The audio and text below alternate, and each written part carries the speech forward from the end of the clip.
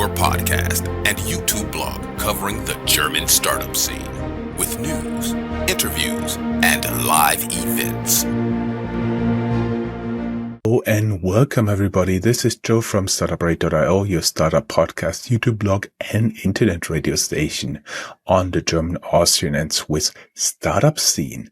Today I do have a guest who is co-founder of a startup in Austria, but he's originally from the very north of Germany. That's why I welcome him with a traditional Moin.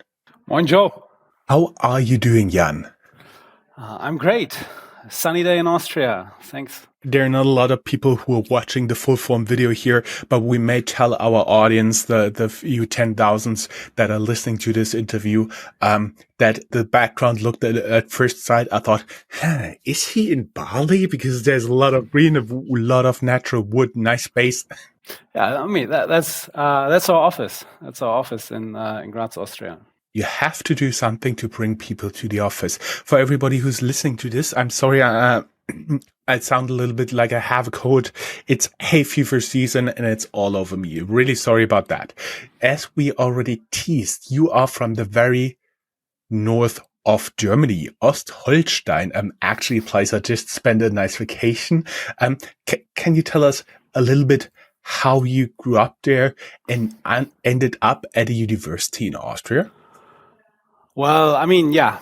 So very originally, I'm actually from Essen, from North Rhine-Westphalia, but only spent my kind of first 2-3 years there, and then grew up in small and beautiful Eutin, which is in Schleswig-Holstein, a bit north of Hamburg.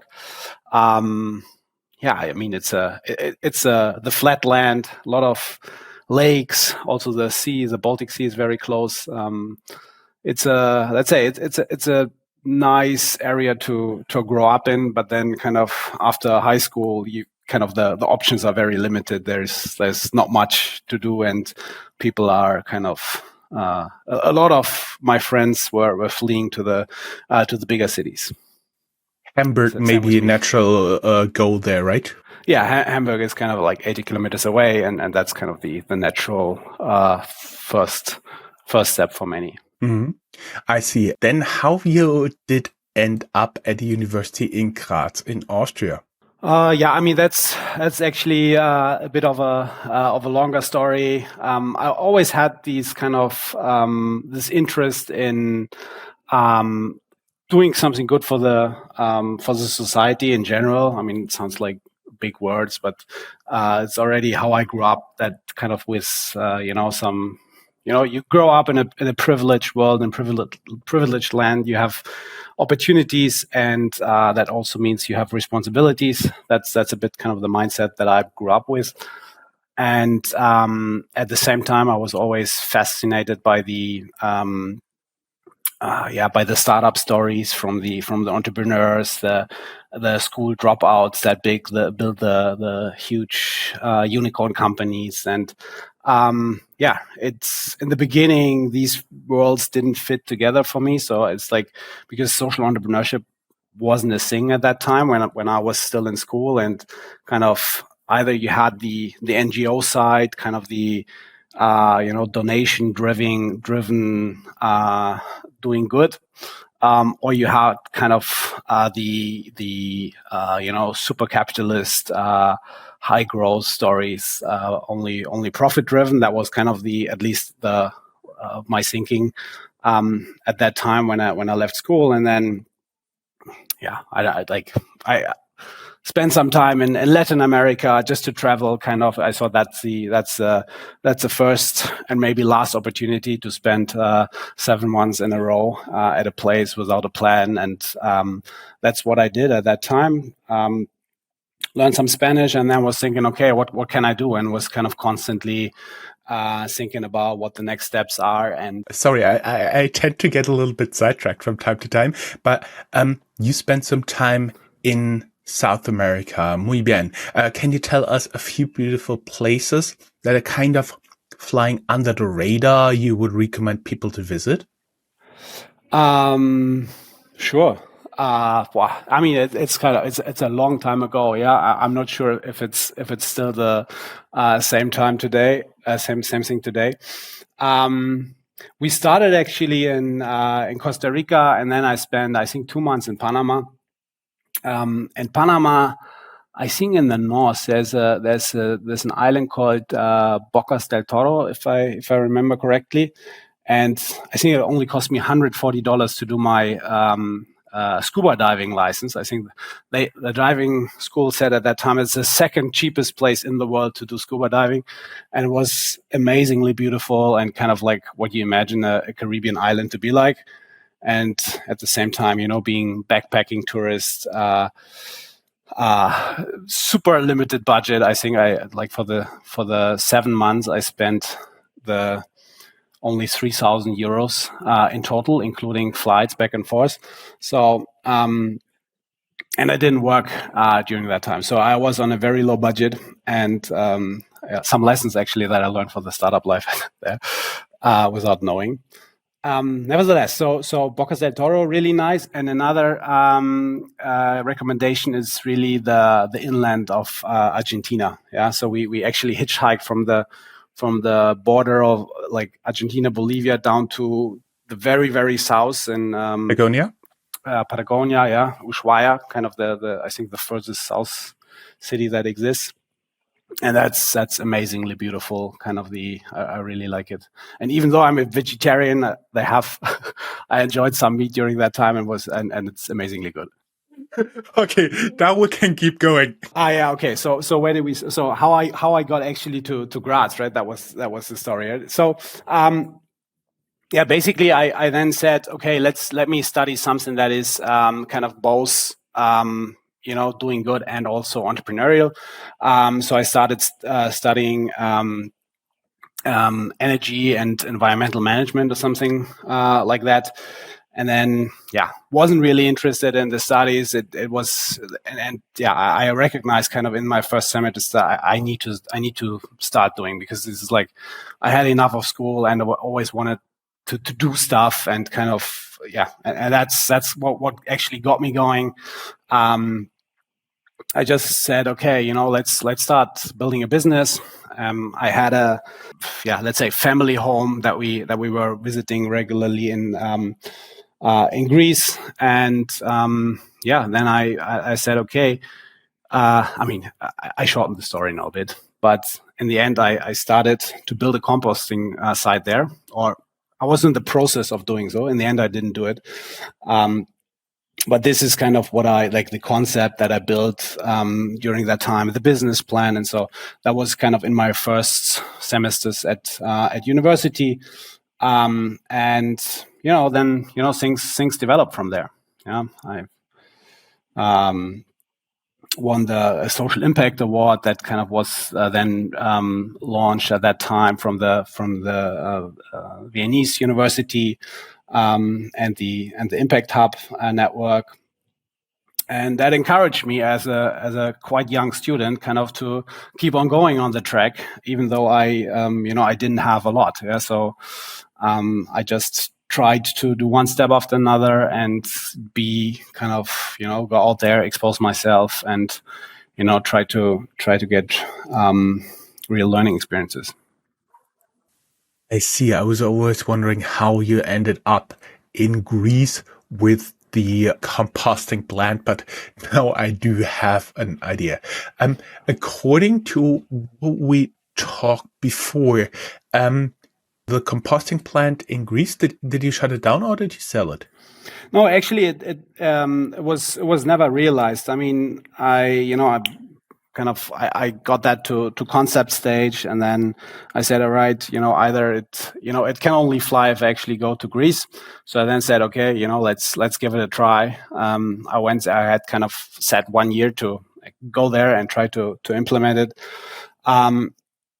Met with local stakeholders, and in the end, I realized it's too much dependent on political will, because it's kind of in the waste regime of the municipality, and kind of you need to get them on board, and then you have kind of the whole political game of getting majorities. And I said, okay, that's too much. And then also kind of, non-Greek speaking. And I said, yeah, I'm not gonna kind of further push here, because they also said, it's like, we need to wait. And it's like, yeah, no, I'm not coming here just to wait. So I said, okay, I need to do something that kind of where I'm more, it can be more self-effective. And started to actually build a dropshipping business for organic fashion, and moved to Berlin for that. Yeah. And by the way, that was all still while doing my studies. Yeah? So I was kind of like back and forth, and didn't finish my studies at that time. Only after then 2 years in Berlin, I finally said, okay, I still want to at least have the bachelor degree, so that I have something in my pocket that people can relate to and say, okay, he achieved something. So talking about drop shipping here, you did tell me it's called Goodwear, but I'm not necessarily want to go into too much detail. Sustainable clothing is a really, really great idea, and appreciate that you did it. But there's a lot of people out there on Instagram, Facebook, Twitter, and so on and so forth, who are trying to make you believe that dropshipping, you just need to set up a website and business is going fine. The same with the guys at the vending machine who first put in the money and then 5 minutes later turn on the video camera and take it out and tell you what a great business this is, even though they make their money just with the people who follow them and buy their courses. Can you tell us a tiny bit about the reality of drop shipping here? Yeah, I mean, that was in a completely different time. I mean, that was kind of like, when was it? In like 2011 or so. So it's like, this didn't exist, right? So there was, I'm not even sure. That was at this, like, before I had the first iPhone, right? So there wasn't even Insta. There was Insta, but just kind of to make photos, to have the retro filter for photos, if you remember that. But kind of there were certainly not the people kind of making business models out of courses, at least not on Insta. And I mean, in the reality, what we actually did was we were selling sustainable clothing that was produced already in larger volumes, but originally kind of meant to be used for merchandise, right? So that was kind of like that use how like for music merchandise and like all these type of things. So usually you had kind of prints on that, and we said, okay, let's just to get it going. I mean, that's perfectly fine. That was what I was wearing at that time. It's just kind of like just simple, like plain color stuff, and it was very cheap compared to other sustainable clothing that you were buying at that time, right? So where you had kind of like t-shirts from 80, 90 euros onwards, and that still being a student just didn't fit the budget. So that was a kind of completely different time when you didn't have a market for that. I mean, now you get you get a like organic cotton in H&M, right? So that wasn't the case at that time. It was very nichey, and there was actually someone that was providing that, and it was possible kind of to do drop shipping, and we just kind of iterated on building a low risk business model at that time, just to kind of to practice entrepreneurship in a way, right? To see, okay, how does it actually, what are the concrete steps to actually build up a business? What are the concrete steps, to acquire the first customers, to do marketing, to build up a community, like these type of things. Yeah, it's like it wasn't a gigantic business at all, right? But still, kind of, it was profitable, and it just worked, and that was kind of for me the beauty at that time. I wanted to get something going and just figure it out. How does it work, and to put the different pieces together that you need in a business to make something work. Yeah. And by the way, I did that with my brother at that time, so it was also fun family business. I see. The only question I have is, you said it was the organic clothing was kind of the base for getting merch to turn it into merchandise, get prints on and whatever. Did you get any any client, any customer, any band, any product that we would recognize today? No, I mean, no. So this is kind of, that's not so our clients were kind of a B2C, right? So, but I was saying kind of because we didn't produce it ourselves, right? We bought something that was already on stock somewhere else, but meant to be used for merchandise, right? So kind of that's why they were already producing it and were kind of like had already economics of scale and could provide it at relatively cheap prices, especially in wholesale. But yeah, so this kind of, we just tweaked it and said, okay, let's try if we can place that as a more in the B2C market. Mm-hmm. I see. And then at one point you then went from there. There was another very interesting jump when we talked before. You told me that you've been then a social business consultant in Albania, and then somehow you went back to Austria. So it was Greece, Berlin, Albania, Austria. Yes. So Berlin. Yeah. So, I mean, in the meantime, like somehow, like in between there, I kind of like finished my studies. And then, yeah, that actually had been really interesting because, that organization is called Yunus Social Business. Yunus had been kind of one of my idols and influences. He's the guy that won the Nobel Peace Prize in 2006 with the Grameen Bank, kind of the concepts of the micro lending in Bangladesh originally. And then kind of what he invented was a social business, kind of the idea of, a business not solely focused to generate monetary profits, but a business that is kind of focused on generating social profits, right? So that can be environmental or social. So that would be business orientated. So also profit orientated, but these profits would be used to generate more impact. Yeah. So that's kind of the idea and concept of Muhammad Yunus. Yunus Social Business then was an organization that he co-founded together with Saskia Breisten from was a BCG consultant before. And what they did is they went to developing countries. They had different organizations in, I don't know, Uganda, Haiti, several places, and one of them being Albania. And what they did there is kind of they helped to incubate startups, we would say, right? So it's kind of like a YC, but for kind of social orientated startups. And that was a super interesting time because these organizations attracted super talented people, right? So there were a lot of like Ivy League people in the organization that came with these these amazingly designed Excel finance sheets and then kind of work on a very kind of, in developing countries, like with a knowledge set that these usually have no access to whatsoever. So we were helping kind of like local startups to get off the ground, right? So kind of applying like, let's say very elaborated skills, experience, and also networks. These organizations, they receive donations from, USA, they from like Richard Branson. That's kind of the network, and then kind of translating that to, Albanian women knitting, what's it called? Carpets. Yeah.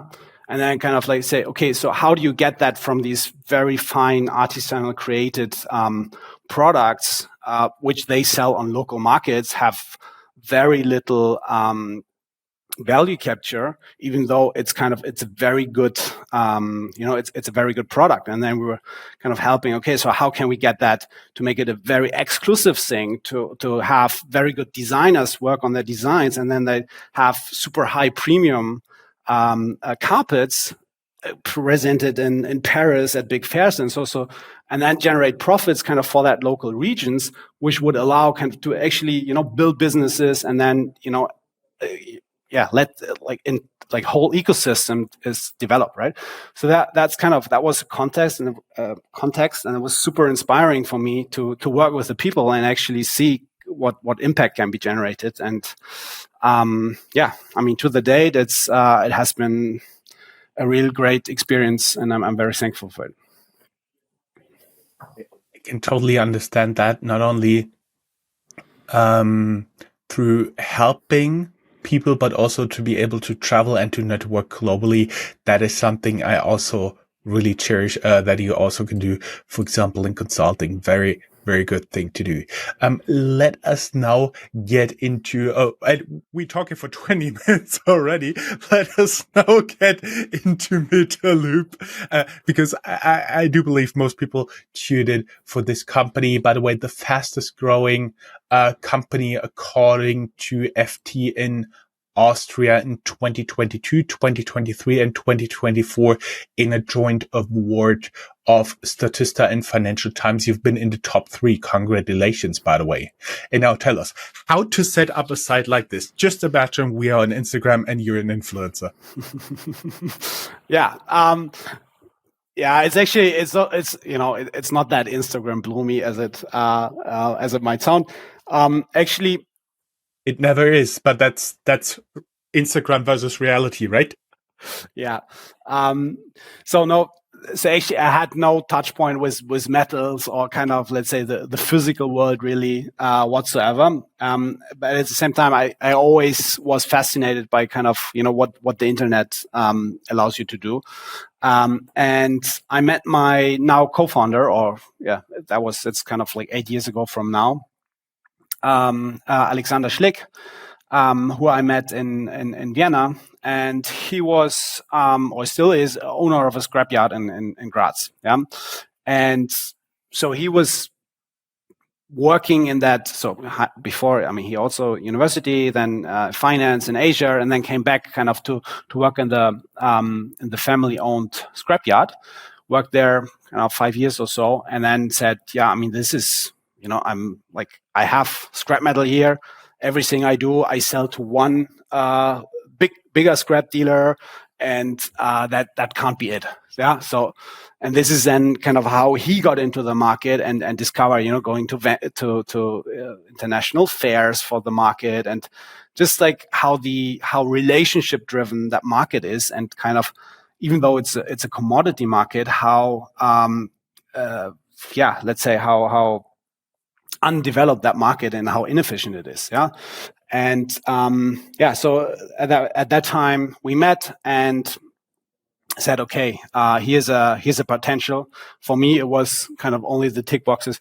Okay, it's recycling. We can do something that makes sense, something sustainable, and at the same time, it's a market that has been untapped from digitalization. So internet doesn't play any role in that industry, and at the same time, it's a $600 billion industry. So that was that was the initial starting point, and said, okay, let's digitalize that. That was the first idea, and then we started actually with publishing scrap metal prices, something that sounds very easy. It is relatively easy to do, but it's also something that nobody did at that time. And you made a market transparent. You helped in getting information out there. Was that about right? Yeah. So in the beginning, we had the idea, okay, because we started with that problem set from the from the scrap dealer perspective, and you have always a supply constrained market. So you always want to have more material because that allows you to do more business. That's kind of the initial idea. So then what we actually did is we developed a web shop where people could sell scrap metal, right? So basically they could sell scrap metal to us. We will publish prices. And then obviously the people come from all the regions, and then kind of the next step was already, okay, so let's not only do everything to Graz, kind of to that original scrapyard from my co-founder, but let's do it to all the other cities in the DACH region as well.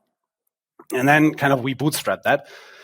And in this process, you publish scrap metal prices. And publishing scrap metal prices is something that is new to this industry, and that is, I just want to underline that in a commodity market, they are usually very known for being very efficient markets. You say even commoditized, right? So things are commoditized, which means you have a very efficient market.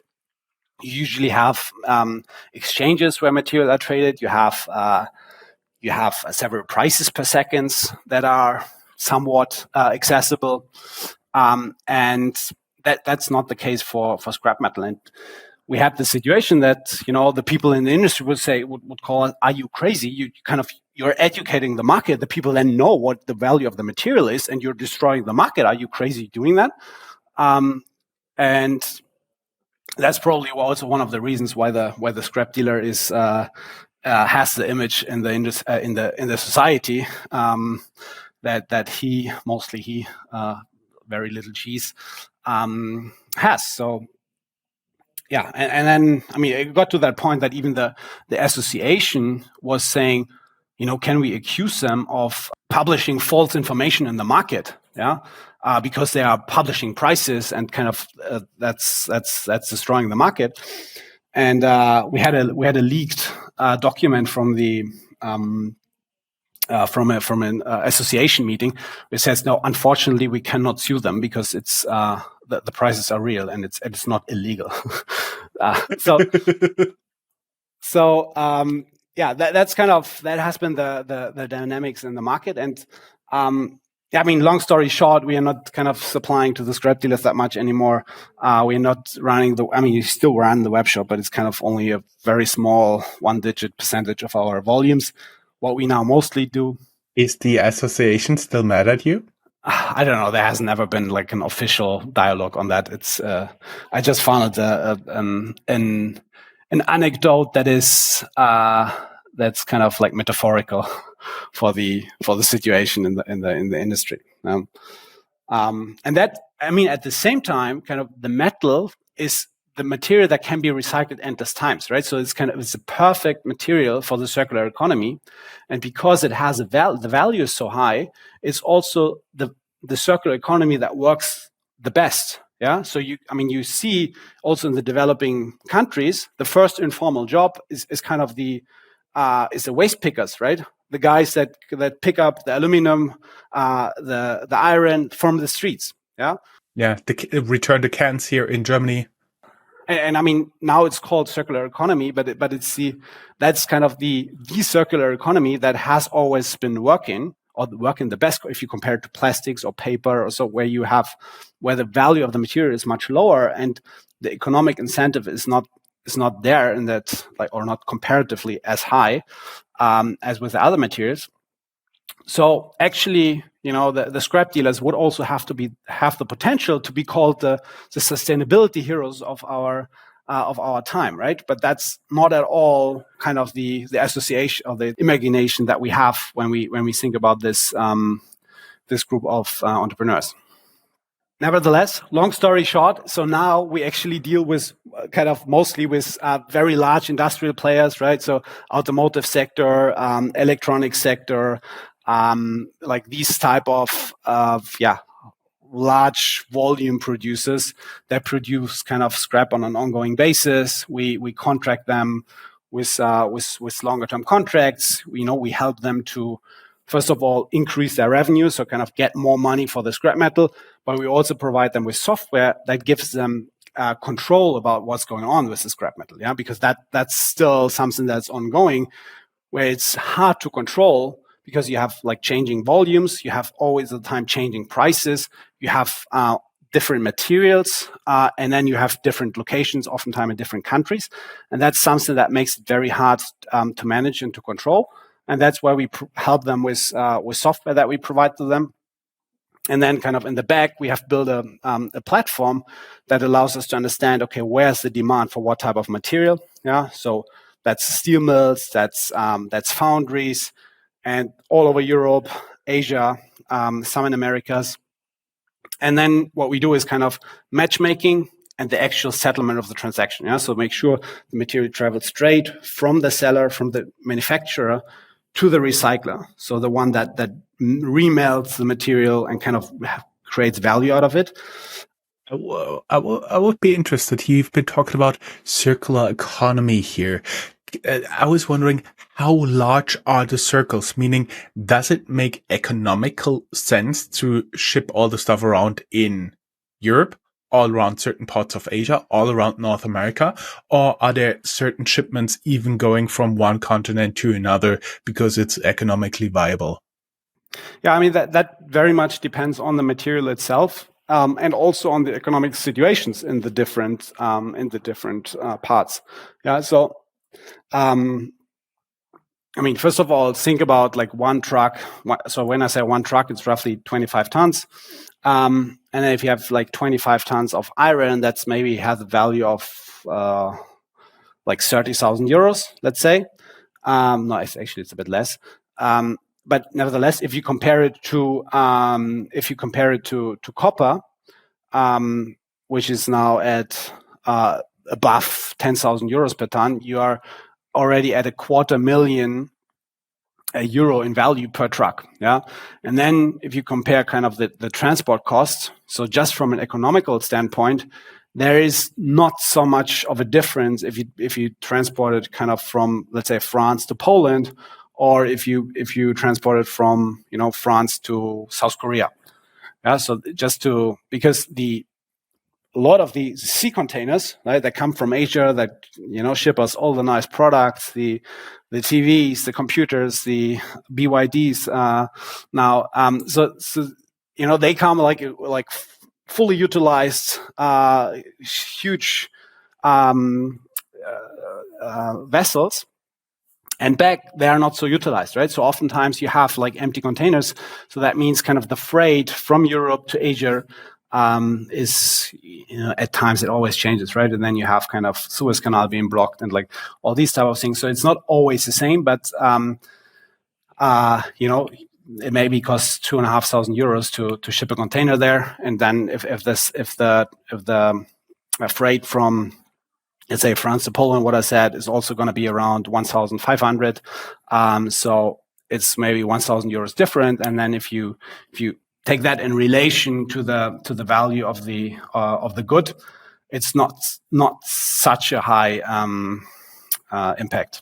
Yeah. So if there's a lot of economic growth, if there's like the Indian economy now coming up, building a lot of infrastructure, building a lot of maybe grids, batteries, container terminals, like all these things need metal. Yeah. So if there's generally more GDP growth, they have a higher demand for materials, they pay higher prices. That's kind of the general game in world trade that's going on. Our American audience, 25 metric tons is around 50,000 pounds. Because all the people are asking, a metric system, I hate that. How much is that?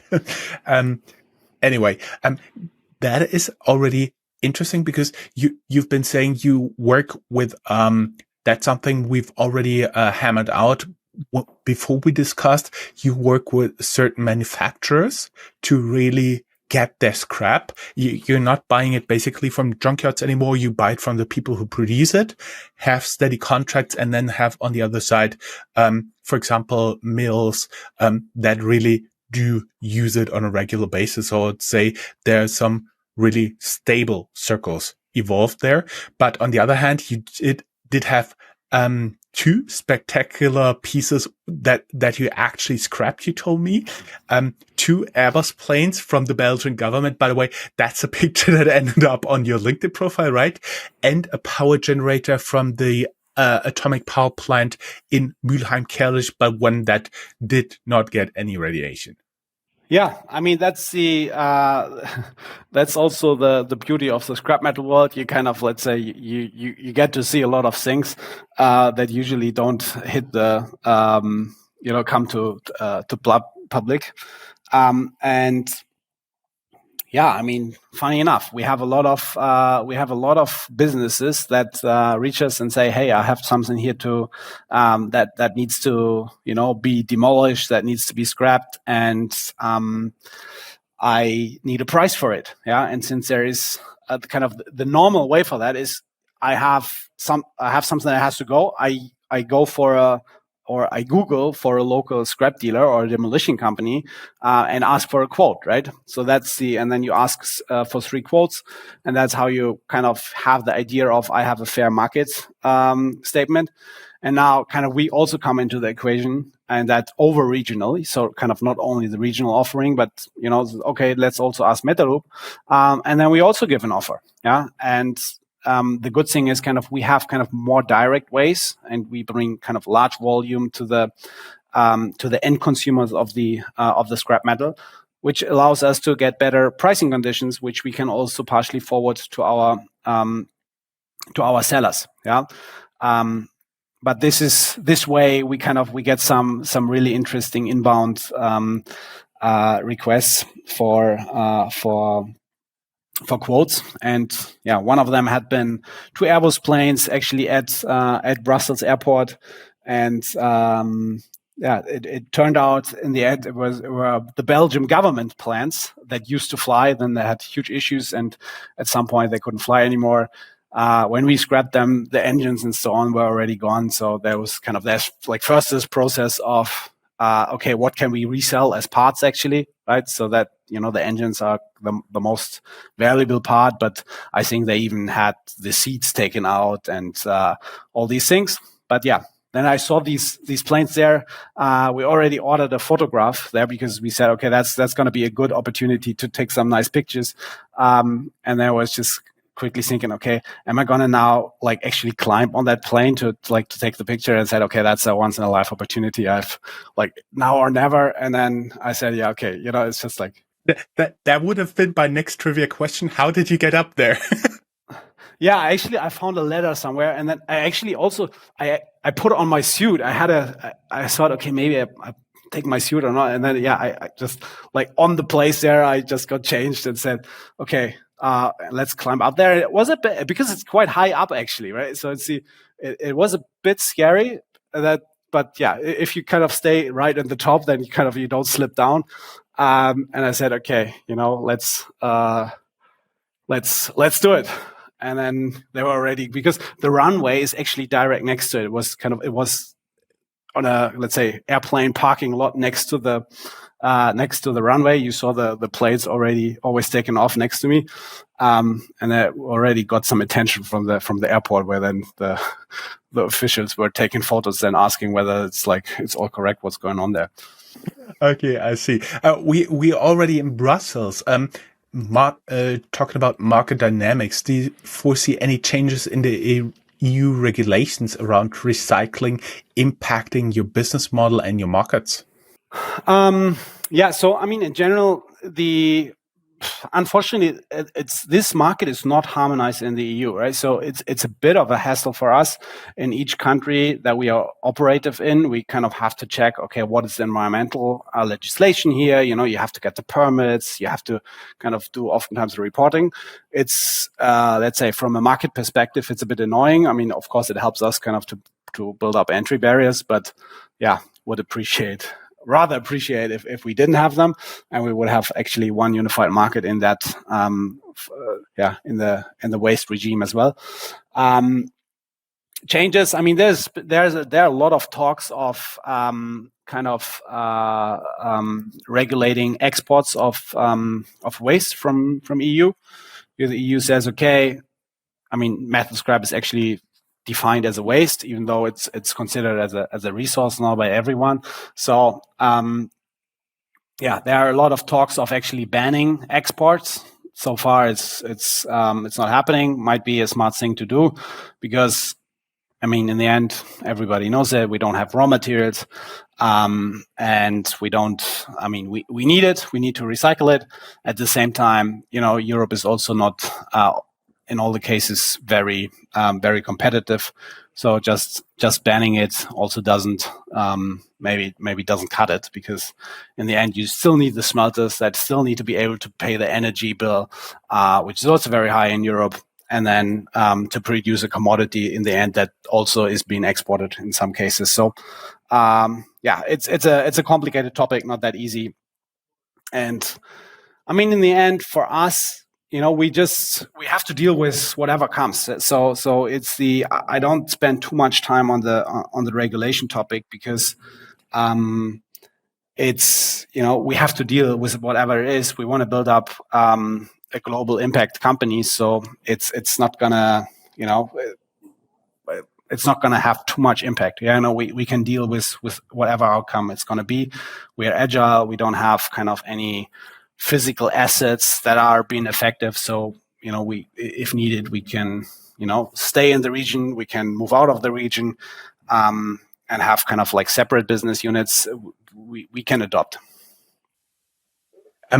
I was wondering, revenue streams. I do understand you make money from the logistics, transporting the stuff, helping to organize transporting, because my understanding is you're an asset light company. You don't own any of the inventory. You don't own any of the storage spaces, and you don't own any of the logistics entities that ship or drive or do something or even fly these over. I was wondering, what are like your primary revenue streams? Do you make most money from the fees, from the financing, or logistics? Because you support your clients in all three of them. Yeah.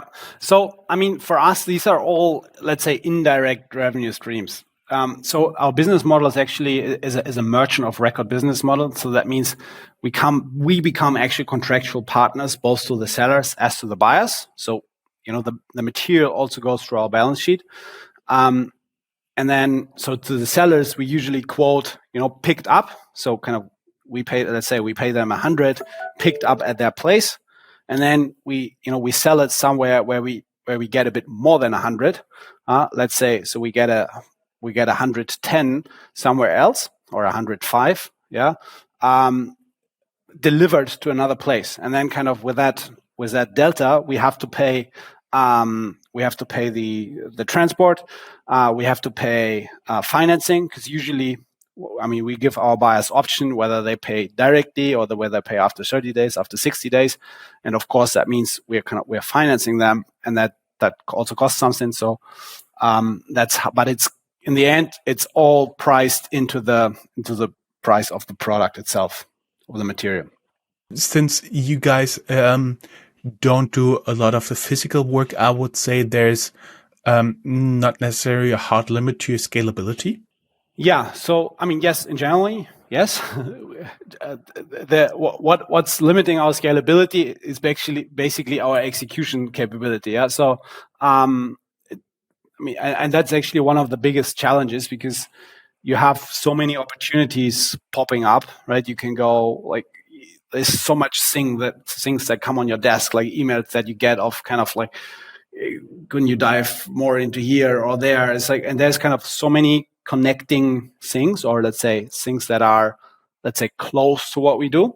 And at the same time, you really have to have kind of the bigger goal in mind. And the question is really what to focus on, because at the end of the day, the day has only 24 hours. We only have something like 60 people, and we only have a limited capital reserve. So this is where you have more of an allocation problem on, what do you spend time on, and where do you invest the capital, and that's kind of the biggest limitation to the scalability, in my opinion, to really that you can only do one step after another. Yeah, but just from our business model, we don't have any physical yards or trucks or anything. So there's we are quite agile.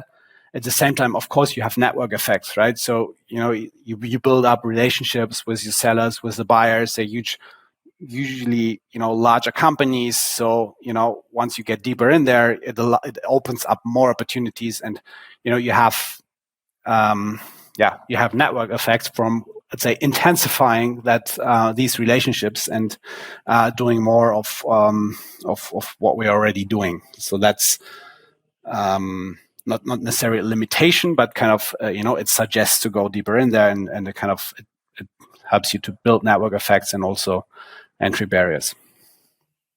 I would have a lot more questions, but I'm already teasing you for more than 45 minutes straight recording time already. Really thankful for that. Thank you very much. I would like to close with the 2 standard question. Question number 1, future funding. You just raised the largest European investment for steel scrap. 16 million euros in a Series A funding. Altogether, you raised more than 18 million euros according to Crunchbase, but you told me there's also some EU money involved, so it's rather more on the 20 million euro side. Would you guys be open to talk to new investors, getting into into your investor crowd like Statkraft Ventures, FJ Labs, First Mark from New York, and Silence VC? Yeah. So at that time, it was that was probably the headline from like some steel-related publication. But it was actually, I think, the largest European funding round for any like recycling or let's say software or internet-related recycling business. So it's even larger, and that's actually very sad because, I mean, first of all, like 60 million is also not that much, and Europe is kind of at least claims to be at the forefront of let's say recycling and climate tech. So good news in the meantime. I think Scilab they raised a 55 million Series A for battery recycling. So finally we have that we also see progress there. Back to your question. Yeah, I mean, we are still focused on and heads down on actually executing with the funding that we received. But yes, we are also let's say not yet planning, also not considering, but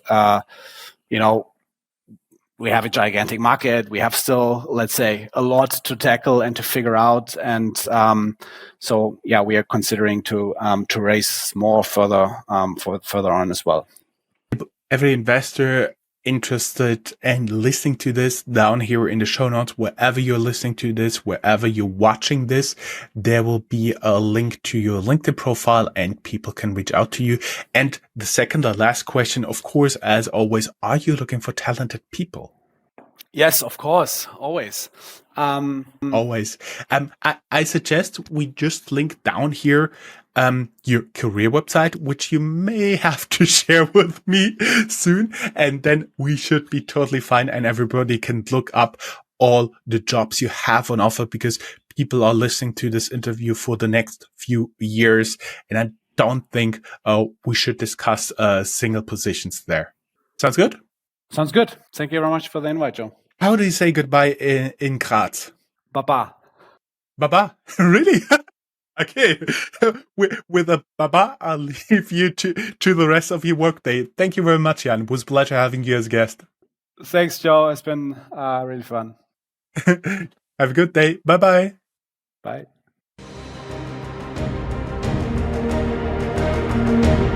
That's all, folks. Find more news, streams, events, and interviews at www.startuprad.io. Remember, sharing is caring.